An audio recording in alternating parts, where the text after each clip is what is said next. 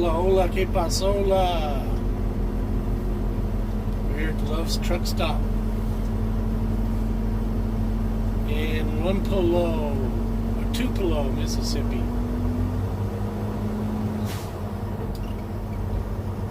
Hope you're all doing good. I'm doing fantastic myself. Didn't get to film any Alabama last night because it was dark. Can't see much. But walking around this morning, there's a little stream over here. Not a stream, a little lake. Man, it's like ripe for fishing. But there's too much overgrowth around the banks. I can't really get to it. It's over there to the left. And over there. I don't know if you can see it or not. I would love to hit it with a Rapala, snag a few bass out of there. A viewer, David Bracken, commented that if I hang around the South too long, they're going to turn me into a bass fisherman. I totally see that happening. Absolutely see that happening. I'm hooked and I haven't even done it yet. Oh, and he also confirmed, which I assumed as well, bass do live in the rivers. Come on, Obama clock. Let's get to clicking.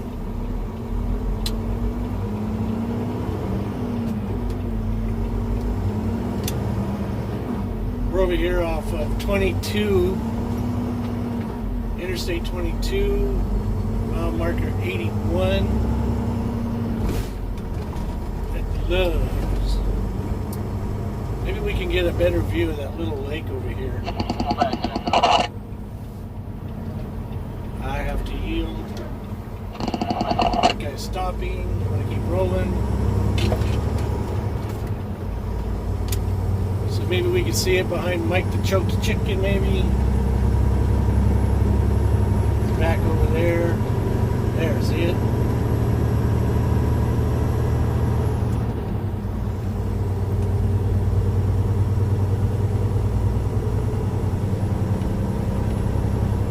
We got mirrors right in the way. Anyway, there it is. Actually, now that I see it, there's more areas I probably could have got to. But, oh well. Maybe one of these days. On our way to Oklahoma City, Oklahoma. Got some good news. Sort of good news. The good news is we're going back to Denver. Woo-hoo, go back home. Bad news is, or the sort of bad news is, I unload tomorrow at 8 a.m. and we load at 4 p.m. Pepsi, meaning that it will probably take 3 hours to load, 4, possibly 5.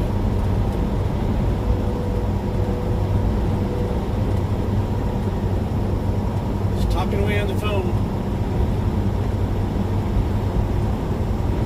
Anyway.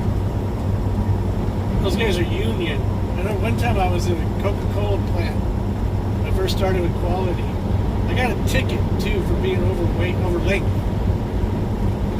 You're not supposed to be off the freeway, you know that. Like, I gotta make a freaking delivery here. There's a motorcycle cop. And the directions to get in this Coca-Cola plant down there by Downey or whatever, we're all jacked up. You actually go in off the other street. And I was on the back street where the actual address is. So I went up to this little guard shack and said, hey, I'm here. How do I get in this place? Oh, you have to go around in the front off the main highway. And I'm like, I kind of figured that, but your address, yeah, this is everybody go.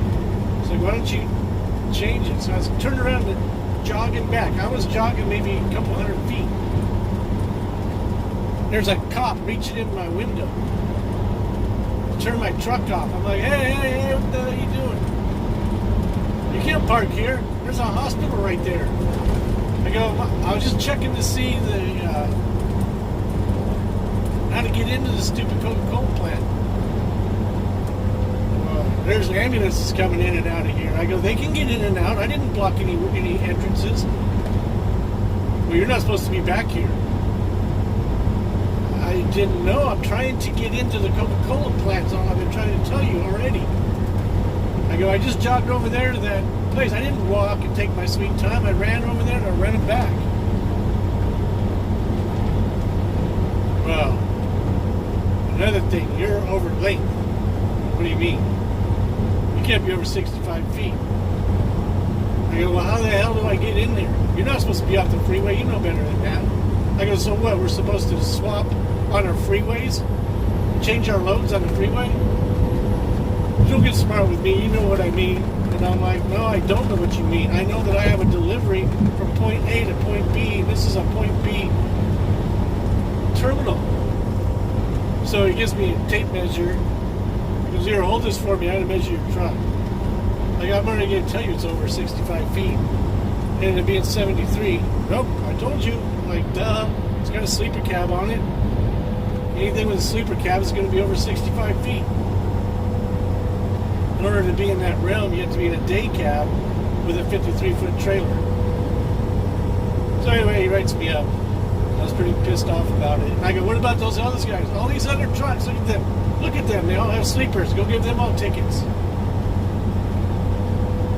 Of course, he totally ignored me. He gave me my ticket. Anyway, I got in there, got it done.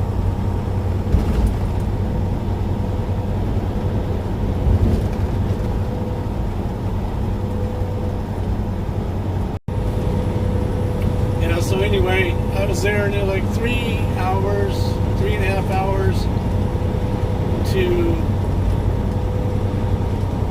Actually, I was getting loaded up, so it was empty. But 3.5 hours to load, and the guy would like move my truck, and then he'd take a 5-minute break. He'd load a pallet, he'd go take another break. They were union. So they didn't care. They absolutely didn't care. But anyway... I already know that soft drink companies are, the DCs, distribution centers, are really, really slow. You go to a distribution center and pick up a load, and let's say I take that load of Pepsi to Glenwood Springs, Colorado, Farmington, New Mexico, or wherever, another DC, but it's a smaller one. They unload you right away. And if there's 2 or 3 trucks out here, they do get you going. It's not that bad. It's just the DCs are really time-consuming. So what we'll do is get unloaded, go over to the next place and wait for 8 hours. And then...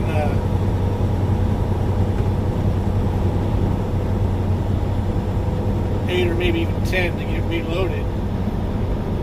I'm going to take a nap and I'm going to run all night.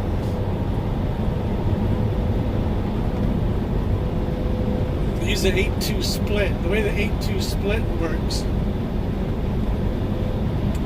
let's say I work for 2 hours driving.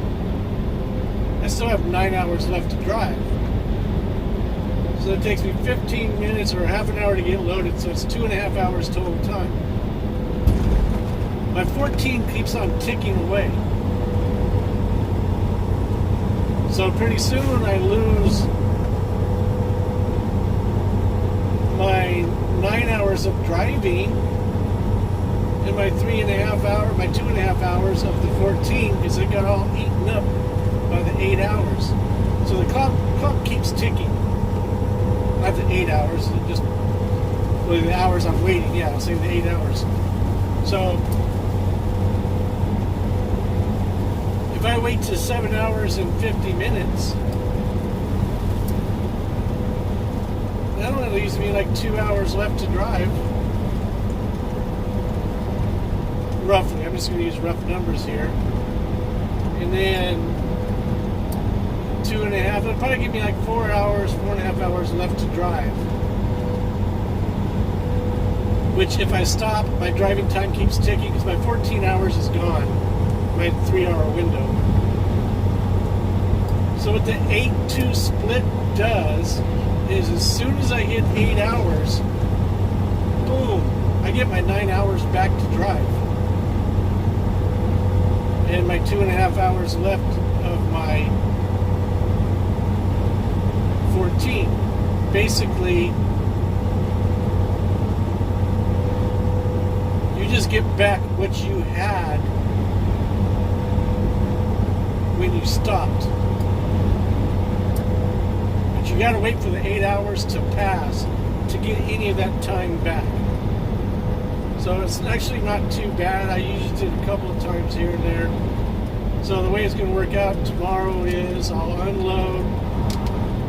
I'll get there tonight. I'll unload. Then I'll drive to the next place. And I'll wait. So I might have about an hour in total time. Maybe an hour and a half in total time used as far as driving and on-duty status. So, I sit there and wait for 8 hours, or 7 hours. That comes off of my driving and my 14. But if I wait till 8, I'm back where I started again. So I get to run 10 hours of driving after an 8-hour break. Whereas at 7 hours and 50 minutes, I would have only had like 2 hours, a little over 2 hours left to drive. So anytime that you get to a point, I know it's kind of confusing, but anytime you get to a point where you have an 8-hour break, and you didn't really do much in the beginning, don't go driving at 7:50. Wait another 10 minutes. Wait for the 8 hours to click off. 8 hours and 1 minute, just to be sure. And then you can drive like as if you stopped, got loaded, and boom, kept on going. There's an 8-hour window in between. So we're going to be doing that card tomorrow. I don't know how far I drive. I'll drive. Because I don't think I can make Oklahoma City to Denver in one shot. If I can, I won't really worry about it.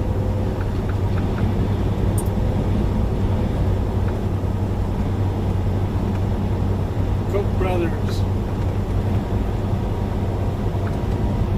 Not really, I just like to say that every time I see those trucks.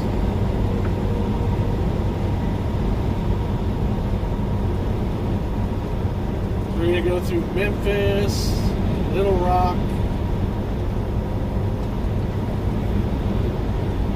on into Oklahoma City.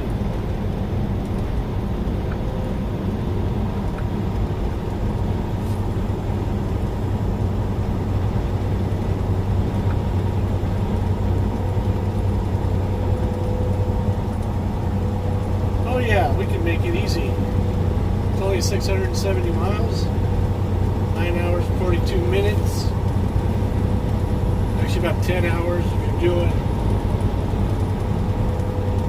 It'll be like 68 miles per hour steady. So definitely in 11 hours you can do it. Check out how the ivy takes over the trees. All that competition from the sun.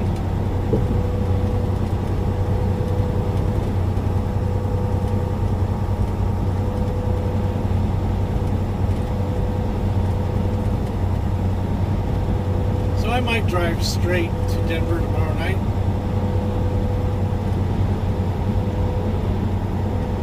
See what the numbers come out as. nice and quiet drive. I probably will do that. Because you can see all the people out here on the highway. And you leave at 8 o'clock at night, come in at 3 or 4 in the morning. Nice and quiet. Especially going into Denver. I want to go into Denver between 5:30 and 10:30 in the morning. Actually 11:30. And you have an hour where it's decent and it starts getting jacked up again.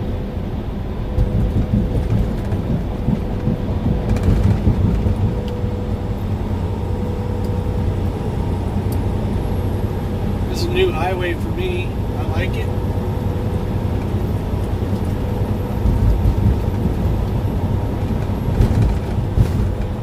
There's been so many years since I've been to,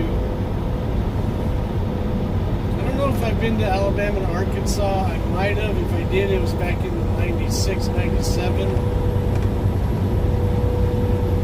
time when I worked for Swift. I know I said it. It didn't last long. When I was a rookie starting out, I had to pay my dues. Long since been paid. And I didn't want to go with Swift either. I was like, no, I don't want to do that. Not knowing anything in the industry, because I was doing the math, and I'm like, 57 miles an hour. Oh, you'd be lucky if you could log 50 miles an hour in a day, average. Like, well, if I was doing 65, it'd be a lot easier than if I was doing 57. They're all about the same. It doesn't really matter. They sort of basically talked me into going with Swift as a rookie and unknowledgeable. I ate the spiel that they fed me. But it lasted about 6 months, and I said, no. No more of this.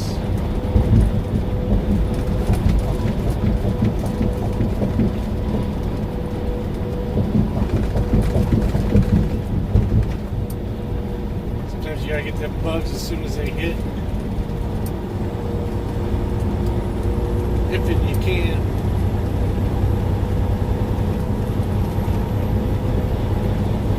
Suicidal insects.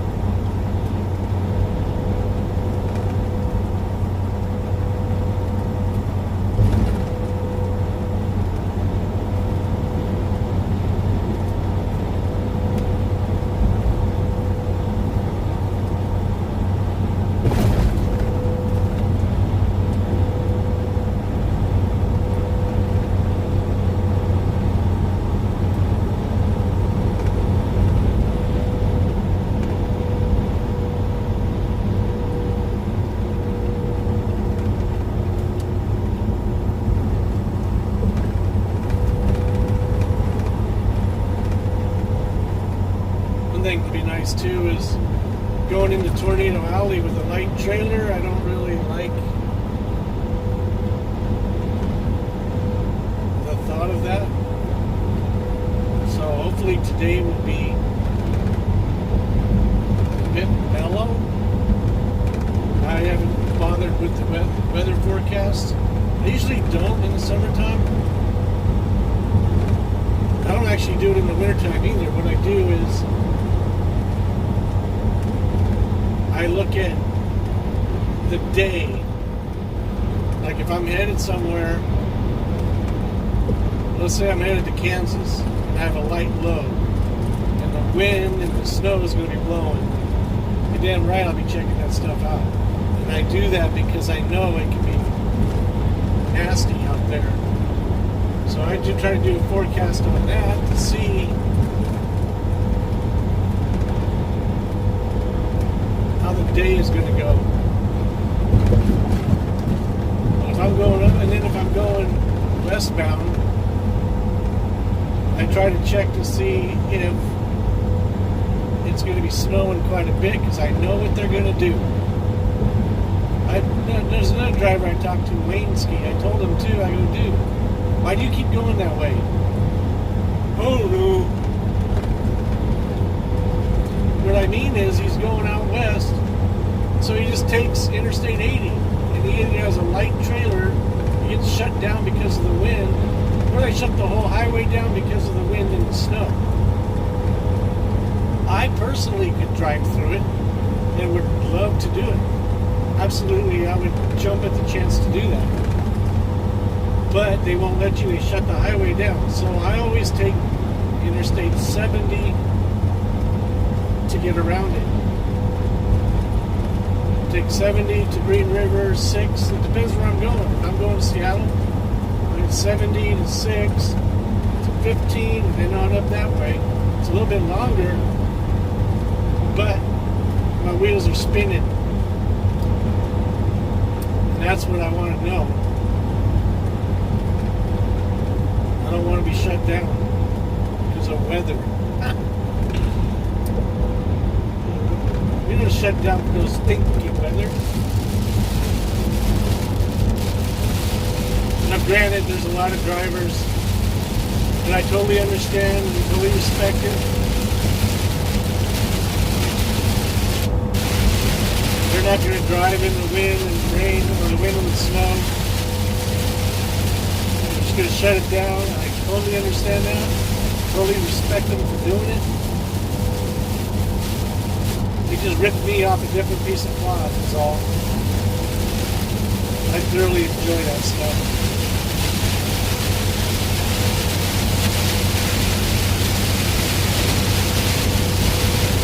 Take the cruise control off. Here's my light.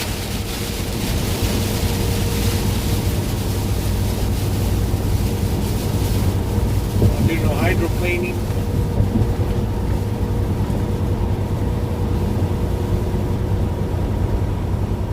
Interesting little burst. Come down there, wipers.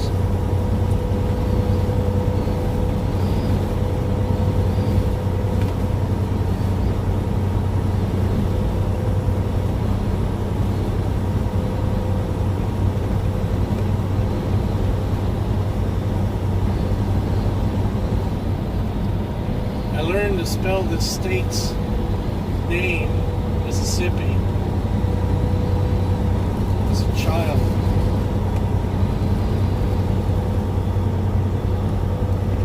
It was more of a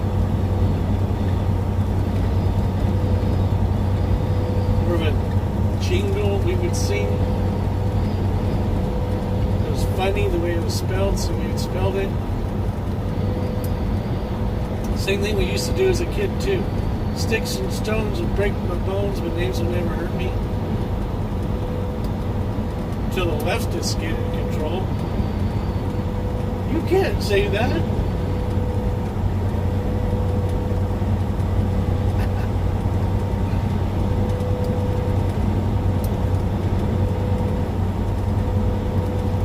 You hurt somebody's feelings.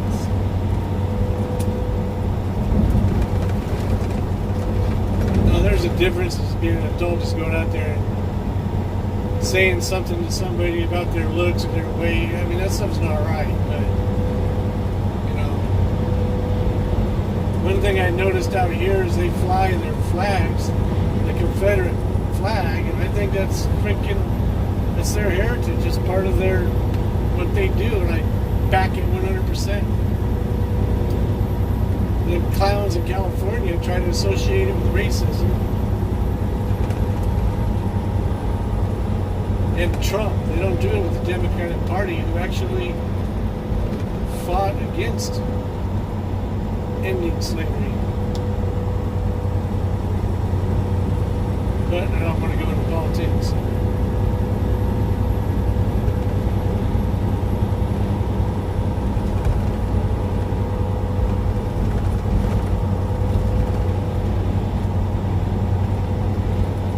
Nice window wash we got.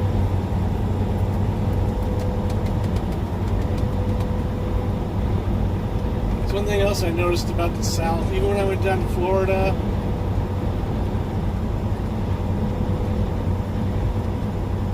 you get all these tree-lined roads.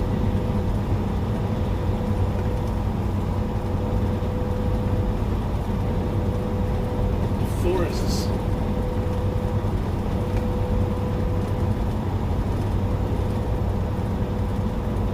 And I never get to see them to come out east during fall. Like they always keep me in the mountains, which is fine.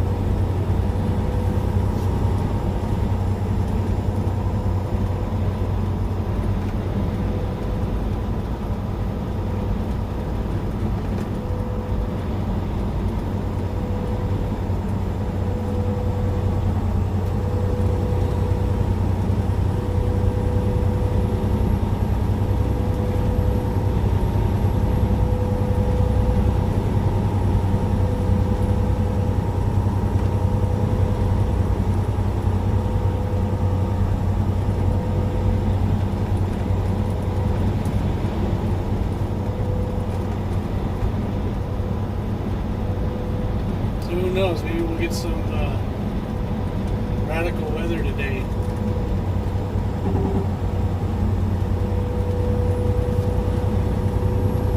I'll film it if it happens. Until then, we'll see you in a bit. So it's looking nice and dark right there, huh?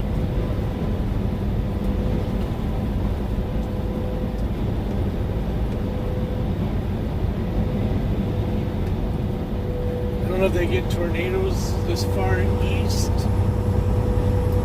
See, they probably do, but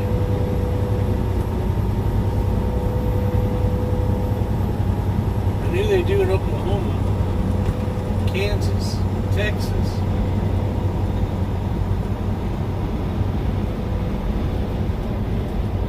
Never seen one, but never say never, huh?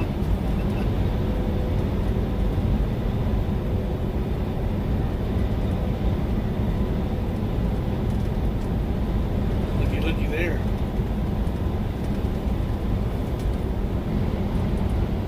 Got a little boat, fish around that island right there.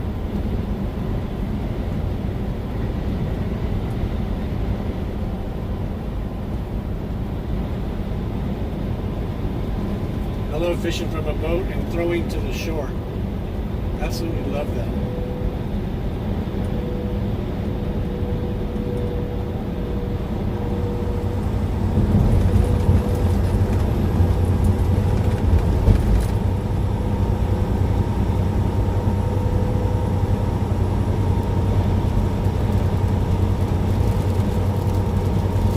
Down there to the left pretty hard.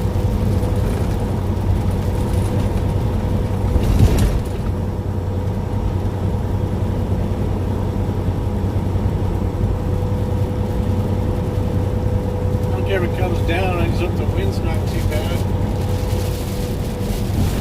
We don't weigh a whole hell of a lot.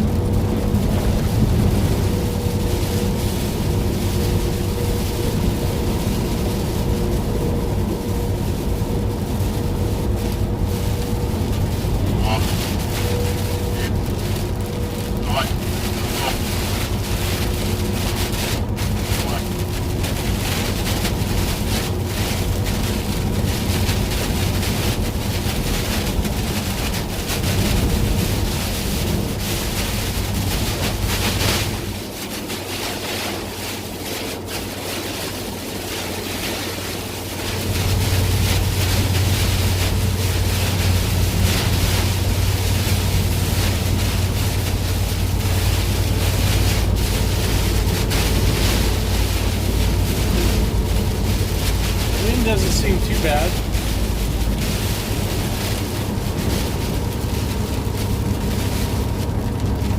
I do like the fact that it's wet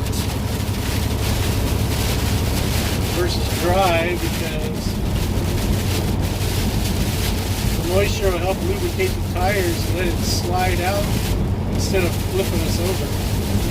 Kind of like in the snow.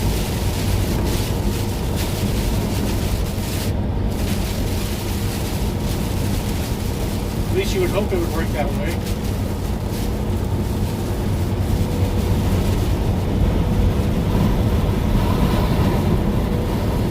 That's the reason I'm in the left lane. Because of that wind. If it does tries to blow me over, I can get a fighting chance by having more highway to the right of me.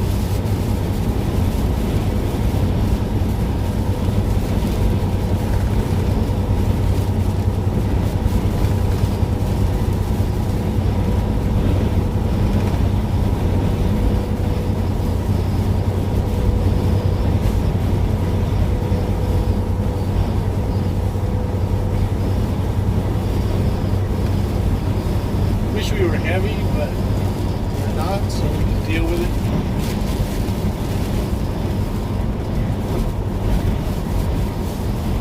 You know, I wonder if this is from that hurricane. I bet it is. I forget the name of it.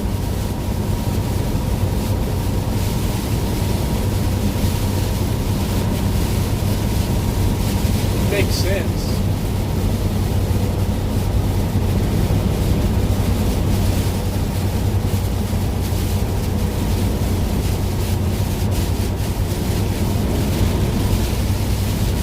Downgraded to a tropical storm when it hits landfall.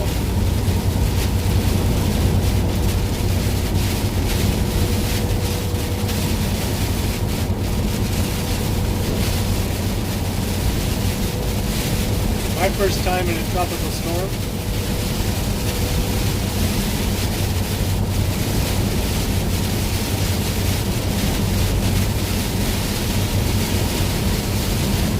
Don't get much tropical at 8,500 feet.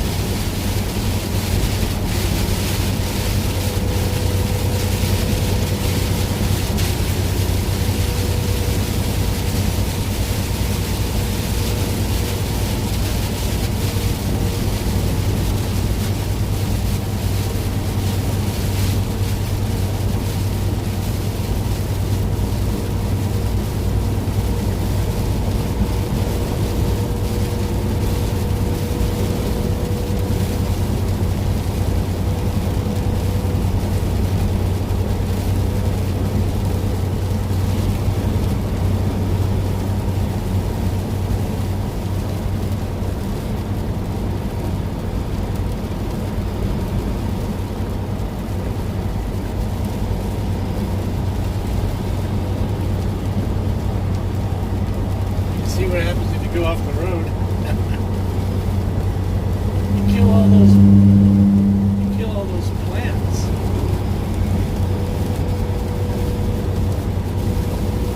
How come the vegetarians don't have a problem killing plants? That's what they're doing. It is a live being. It is alive, right?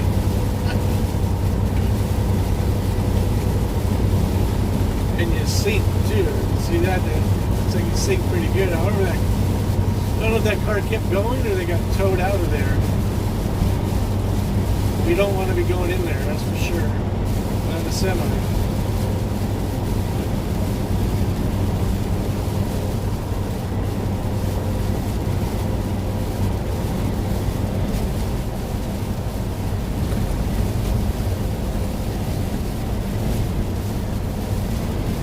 We'll get back over here to the right lane as soon as I get past this Prius. Stay away from the Prius and the minivan.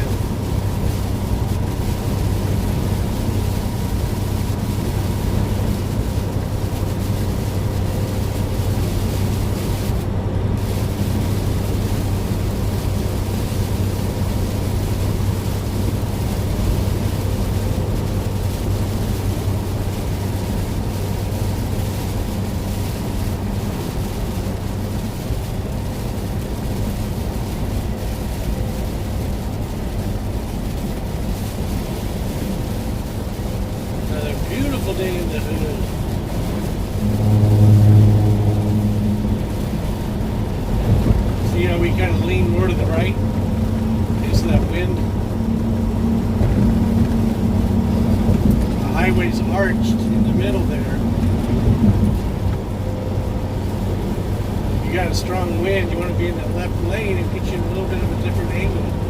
It helps with the wind. But it's not so bad right now. That's why I moved back over. If it gets real bad, absolutely, I'll go back over there. If the wind was coming from our right, I would stay where we're at.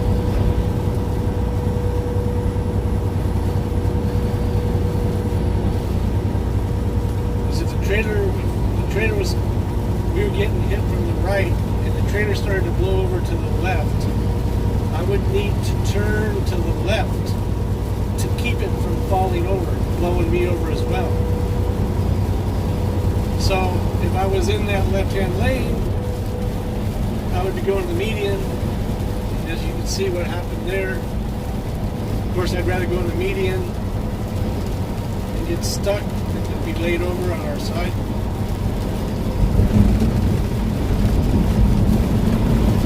So it's the same thing. The wind coming from the left, you want to be on this side, so if you go blow over, you need to turn to the right to counteract it. See some of these trucks are getting pushed and they're leaning over, and as they're leaning over, they kind of go to the left a little bit and help finish the deal. You don't do that. You go to the right. You're blowing to the right, turn to the right.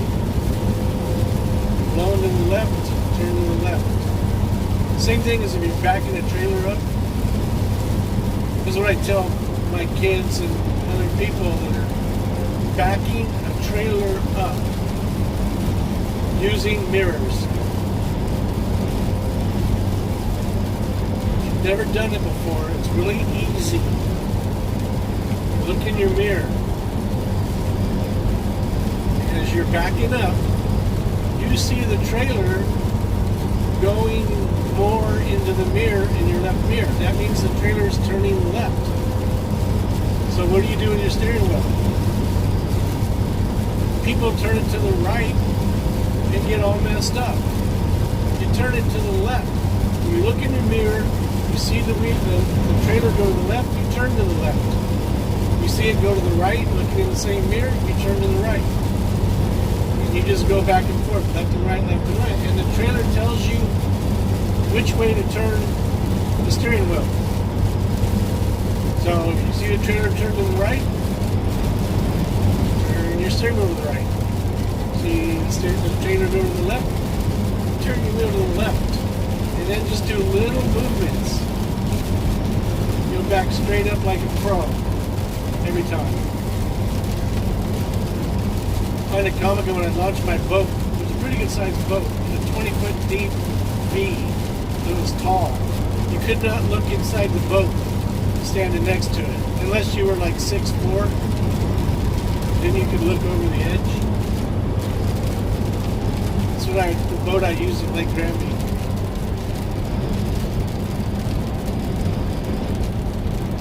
But we'd go to the boat launch and I would watch these people trying to back trailers in, and it was comical to just sit there and wait and watch. Of course, I didn't always wait.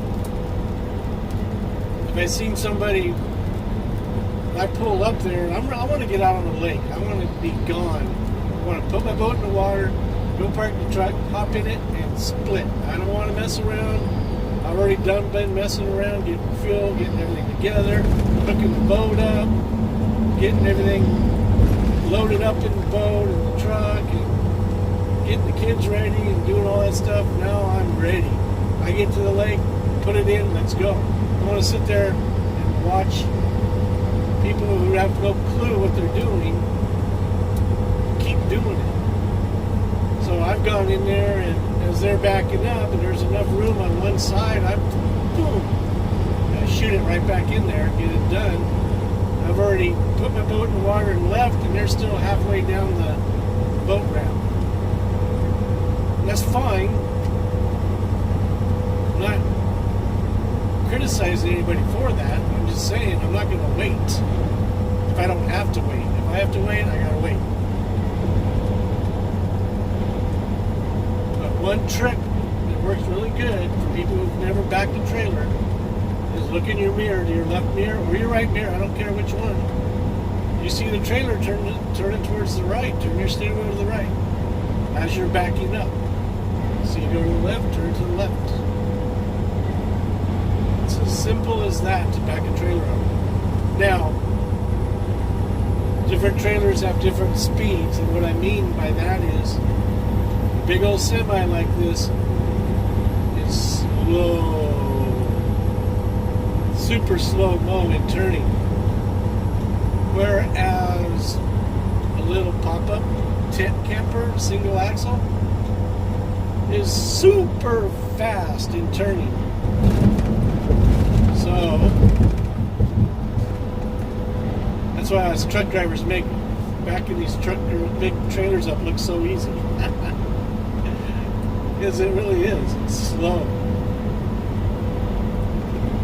Then you back up a little tent trailer, man, it'll turn on you in the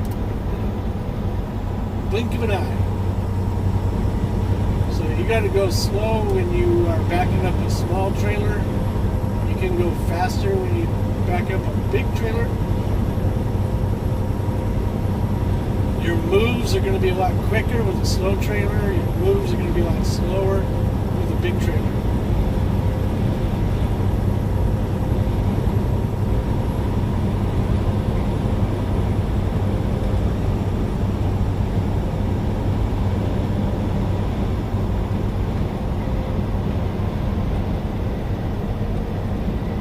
It also depends how long the trailer is. The longer it is, the slower it is to move. And don't get me wrong, it still takes skill to back up a semi-trailer. My favorite move is to have my parking space right at my driver's door. So I'll pull forward along the front of the trucks and then turn my steering wheel hard right, which makes the trailer go opposite, left. Remember, as you're backing up, to keep your trailer straight, you go the action that it's doing.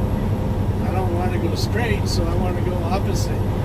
Turn hard right, jackknife that puppy right into that parking spot. Sometimes I nail it the first time, other times I'm like, no, that ain't gonna work, I gotta pull up further. And other times it takes me like 3 or 4 times to get lined up, and I'm like, what the hell is going on? I must be tired or something. So even if you've done it a lot, you're still going to have them days.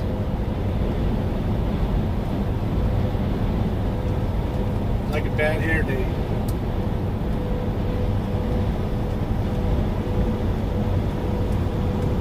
I have a bad hair day. I'll wear a hat right now. I still have a full head of hair. Being 58.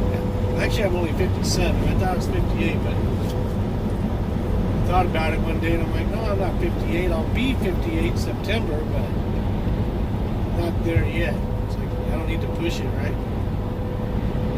My daughter's a beautician and she's always cuts my hair for free. And then I always give her a big tip. So I guess it's not really free. But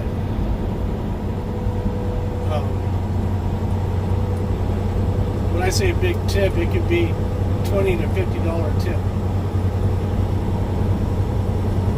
But this depends on what I have on in my pocket at the time. I haven't been there while she's working in a while. Every time I see her, she's at home. The last time I saw her, she went camping with us. So my hair needs to get addressed.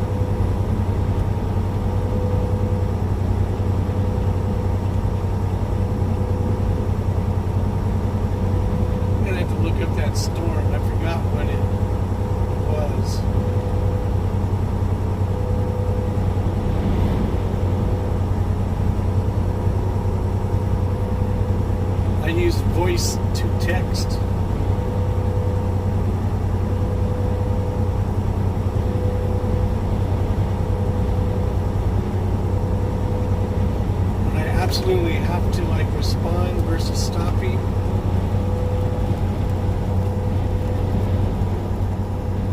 Just a matter of hitting a few buttons. It's the same thing as hitting a few buttons on my truck.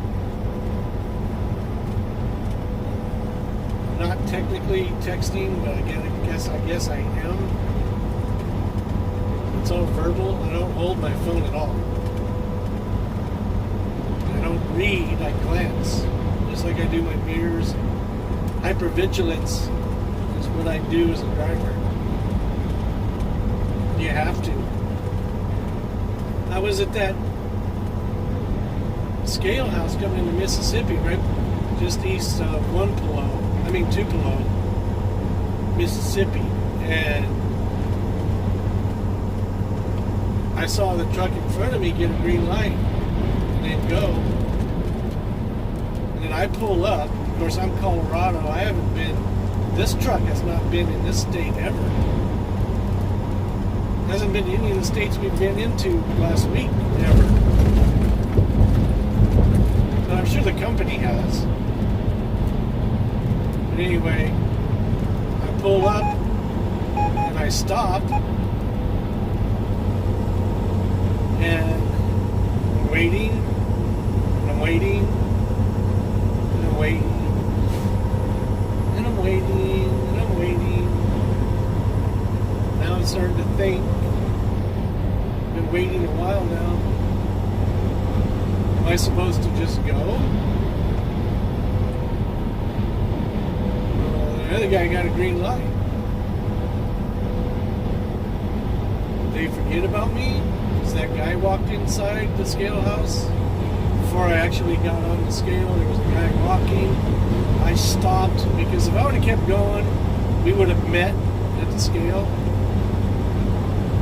So I did one thing a lot of drivers don't do. I stopped and waited for him to get to the scale and then cross it before I started moving again. I'm still waiting. Still waiting, I'm still thinking, what do I do?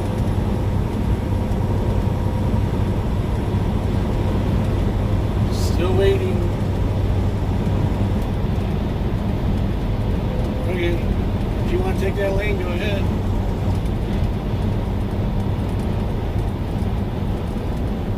And then boom, I get a green light. Woo, glad I waited. It was literally about that long. I was literally wondering what I should be doing. When in doubt, wait it out.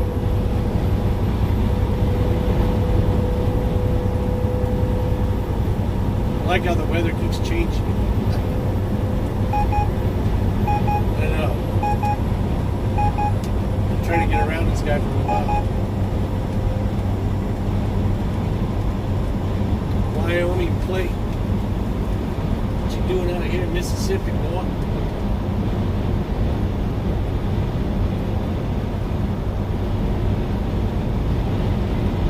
Well, it could be a woman, I'm not sure.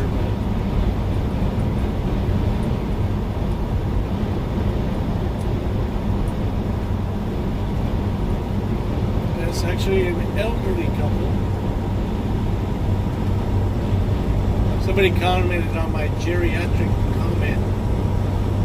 Wasn't being mean or anything like that.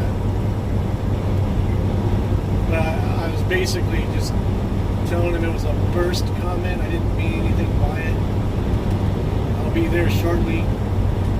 Meaning I'll be geriatric soon. I don't mean no disrespect at all.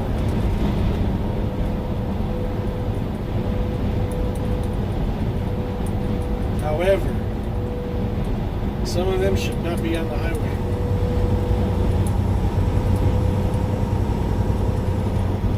But then again, there should be some young people, middle-aged people,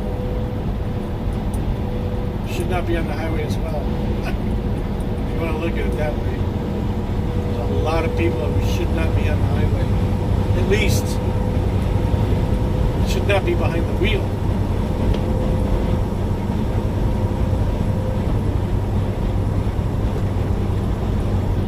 We got the blue lights coming up on us quick. I know I didn't do nothing.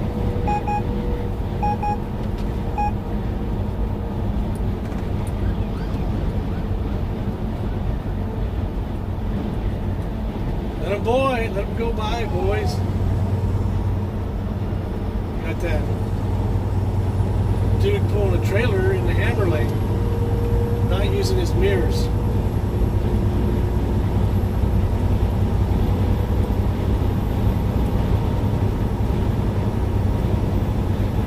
Probably because he can't see. You got the mirror, see that? Those guys pulling a trailer that don't have, you can't see their mirrors. I guarantee you, if you can't see their mirrors, they can't see you. Well, he's got mirrors. You can see him from here.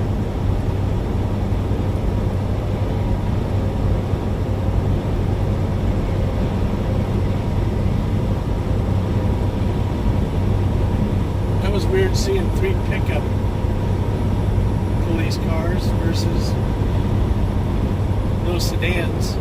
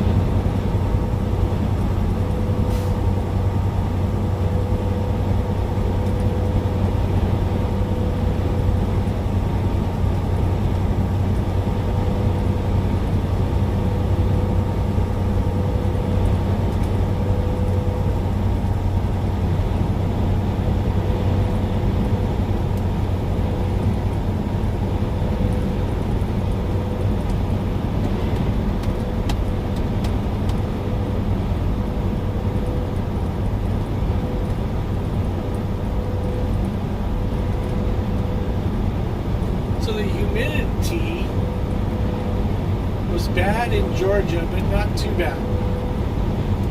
Well, you haven't heard me complain about it a whole lot.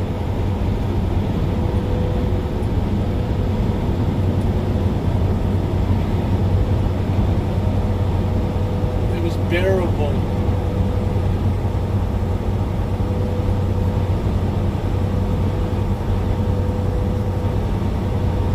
Didn't really like it, but I could deal with it.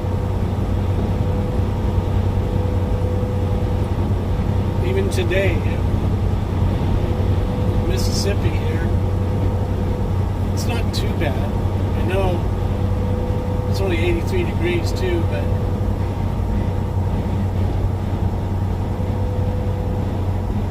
one thing I don't like about the humidity, besides taking a shower, going outside and having to go back in there and take another shower, is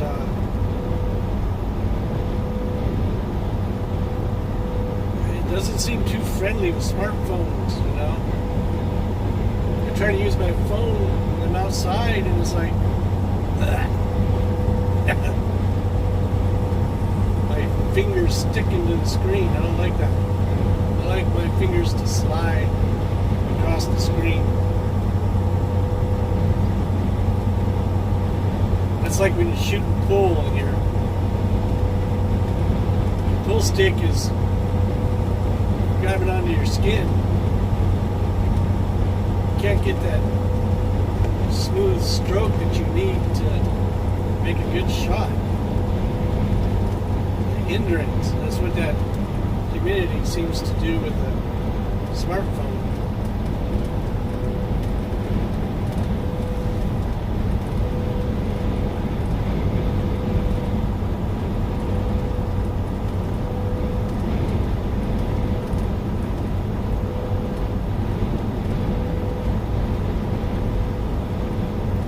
I wonder if it's that driver that was complaining. Actually, I don't think it is. Because we would have already heard him. So all he does is go down the highway and complain. Like I said, he even attacked me. Saying I have video camera going. Yeah, I got 4 of them. think, Matt? Got an issue with that?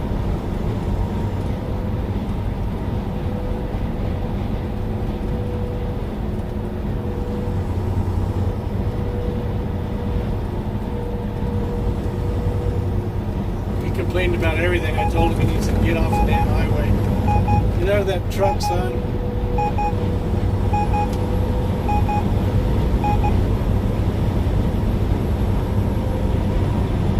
Should not be that stressful on me behind the wheel. So, some of you might not notice, but this Navajo, they got a picture of an Indian girl on the door. Well, it's not an Indian girl. It's some white chick with blue eyes. And I wonder why they did that.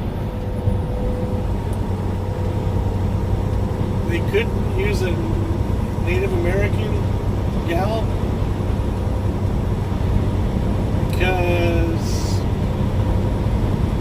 that would be offensive. But then they put Pocahontas on there. Elizabeth Warren.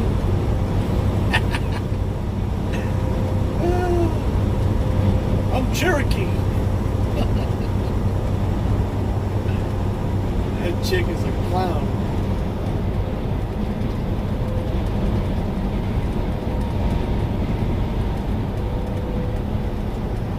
Who knows? But anyway, yeah. You look at those Navajo trucks, they got an Indian gal on the side of the door. White, blue eyes.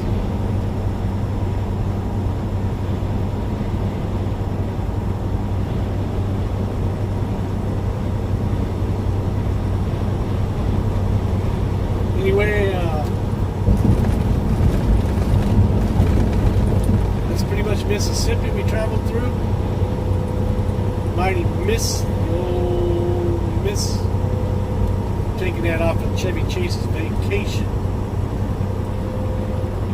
flick, even though we're not by the river. Maybe we are, I don't know. I haven't looked at the map. I did before I left, because I planned my route out, because I don't use GPS.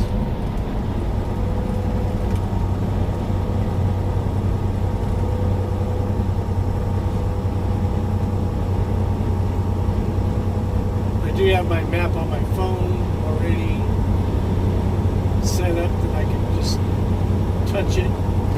Turn my phone on and look at the map. Maybe scroll a little bit as far as in and out, zoom. Just as a refresh.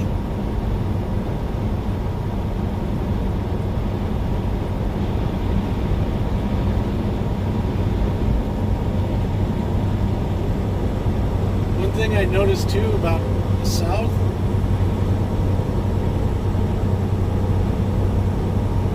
is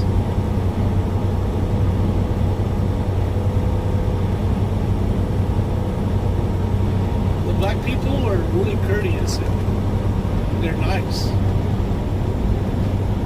I've been to some places where black people just give you an evil eye and talking shit. You don't dare ask them anything because they're going to just rip right into you. But so far, my experiences have been pretty mellow with the people of color, I guess you could call them now. Is that what we call them? But, I mean, I work with black people all the time and have no problem with them. I consider them equal. They're working, driving a truck just like me. I don't have a problem with that. I have a problem if they're not working, walking around carrying pistols and selling drugs and doing crime the same as I do to white people who don't work or want to just commit crimes and do all this other crap. I have no use for them either. Same with any race. You have your good and your bad with every race.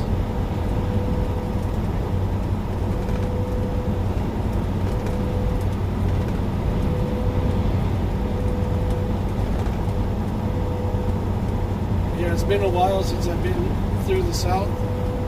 So it was a nice, refreshing change of pace. And also going back up into New York, that was alright. I left it a lot. I've never been to New York. Never been to New York City, and everybody says, "Oh, you don't ever want to go." Why? Because it's insane. Blah blah blah blah. And can I judge that for myself? So yeah, I've never been downtown New York. Would love to do it. I would totally have it all planned out before I went, so I would be more at ease, knowing where I can and can't go. Not like I did in Syracuse, where I was like, I'm going to take Adams Street here before I leave, turn right, and then realized it was a one-way street and I couldn't do it, so I had to change plans real quick, which I already kind of knew another way around. I looked for 2 or 3 outs. But if I was going to go to New York, I would be looking for a place to park, someplace I could spend the night. If that wasn't the case, I would have it set so I could go in and get back out, as far as my timing and everything goes. But I would do everything on my part that is capable of to make it to where I know what I'm doing before I even went in there. And then I don't think it would be that bad. As far as the maneuvering part, I love that. Give me a challenge. I'll get it done if possible. So that's not an issue. And I know it would be insane and it would be tough, but I got to know for myself. I can't just take somebody's word for it.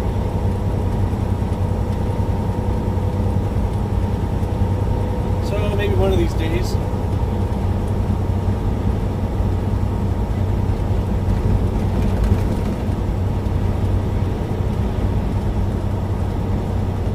So until the next time, thanks again for riding shotgun.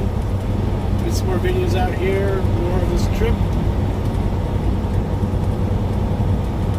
Maybe we can catch a tornado out there in Oklahoma City.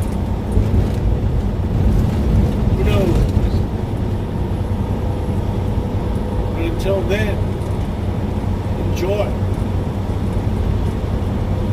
Peace.